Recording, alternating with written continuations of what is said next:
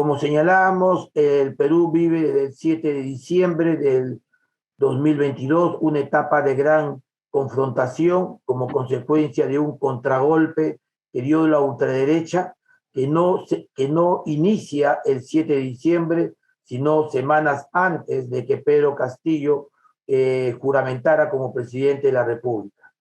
Lamentablemente tengo que anunciar al mundo que el día de hoy, Rosalino Flores, un joven de 18 años, de la ciudad del Cusco, del hermoso pueblo del Tahuantinsuyo, que todo el mundo lo reconoce, ha fallecido 70 días después de haber recibido 36 perdigones a solo 3 metros de su asesino.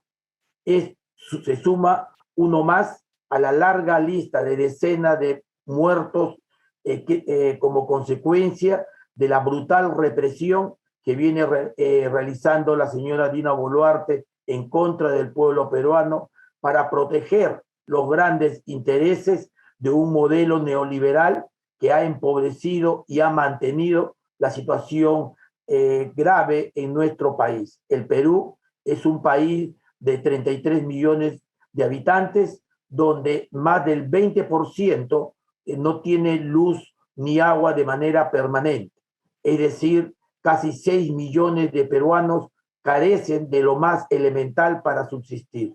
También podemos afirmar que luego de la pandemia, el Perú se convirtió en un estado el más desprotegido del mundo.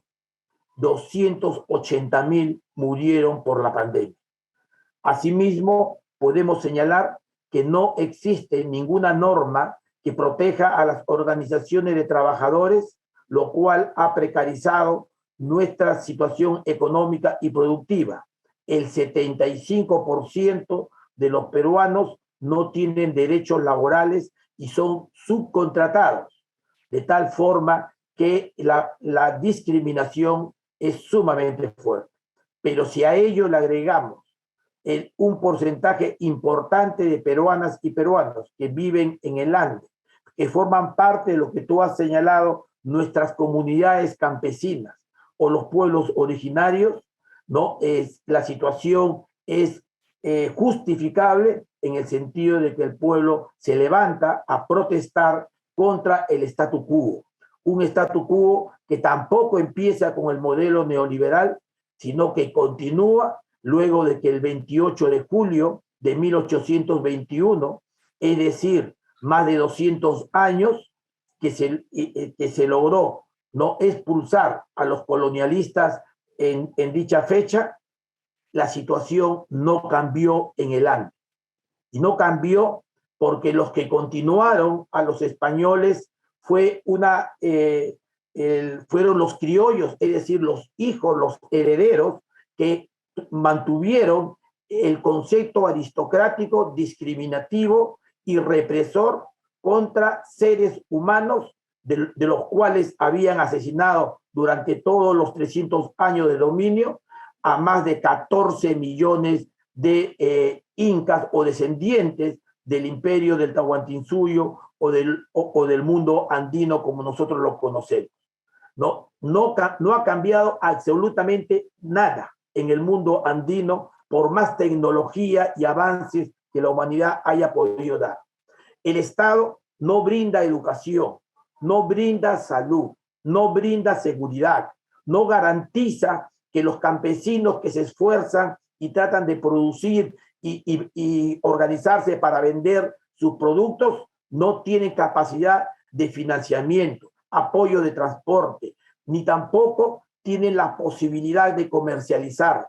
Los grandes monopolios de las empresas transnacionales lo que realizan es robarles el producto desde el propio campo con migajas, le pagan una miseria y ellos lo venden 10, 15 veces más esos productos. Hartos de esta situación, de haber estado tocando la puerta en los últimos 200 años y el Estado ha seguido meciéndolos, es decir, mintiéndolos, engañándoles, trasladando alternativas falsas llegó en esta oportunidad a una situación que es bastante similar, porque en la historia del Perú, lo que hoy estamos viviendo solamente fue representado en 1798 con el levantamiento de Túpac Amaru, que no reclamaba las tierras ni tampoco reclamaba la independencia. Lo que básicamente reclamaba Túpac Amaru era el que sus hermanos del campo sean reconocidos como seres humanos y no como esclavos.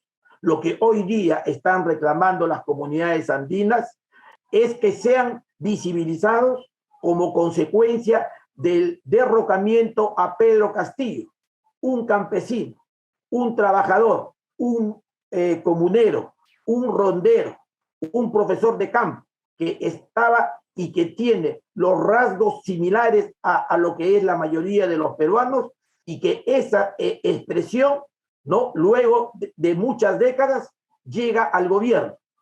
Más allá de las posiciones de Pedro Castillo, de los errores, aciertos y todo lo que se puede considerar de un gobierno, de alguien que proviene de la pobreza, de alguien que no está formado ni preparado, ¿no? Obviamente tiene resultados sumamente complicados, pero con una orientación que para ellos y para la gran mayoría de peruanos era una alternativa para el cambio.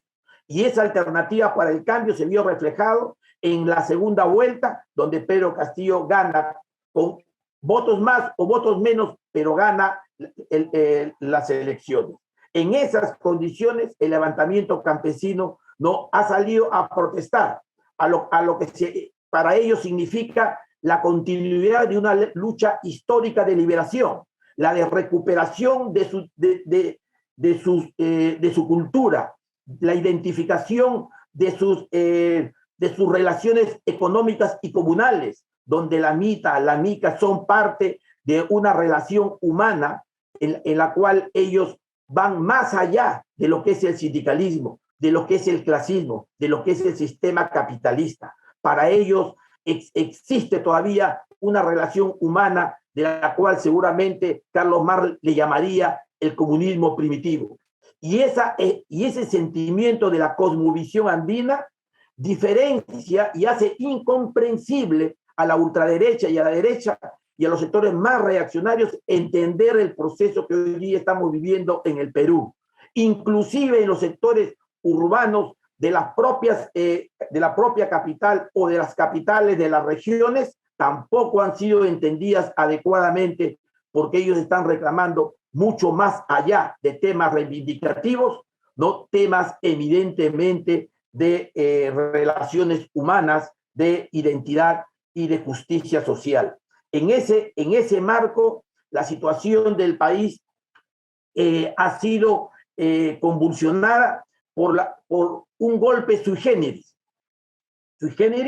porque es consecuencia, primero, del modelo neoliberal que trata de defenderse, porque el Perú está harto de este modelo fracasado, como ha sucedido en todos los levantamientos en América Latina. Estos sectores de la ultraderecha, ¿no?, que han perdido las elecciones en los últimos años, pero que han seguido dominando los poderes del Estado, controlado el poder ejecutivo, el Parlamento, el poder legislativo, el Congreso de la República, ¿no? Ha sumado a su sector dos elementos importantísimos. El primero de ellos ha sumado a la ultraderecha, a los sectores neofascistas, a los sectores maximalistas, ¿no?, que desde que llegó Donald Trump a América Latina y logra el triunfo, se ha expandido en diversas zonas utilizando a Vox de España.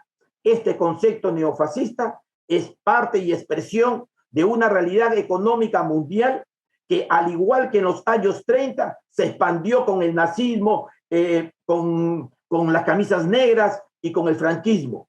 Es una relación similar en la cual estos pequeños grupos neofascistas, racistas, vienen sumándose al concepto neoliberal de explotación capitalista que las grandes transnacionales vienen haciendo. Y el tercer elemento, que es una situación que el mundo se encuentra seguramente convulsionado con respecto al Perú, es la corrupción.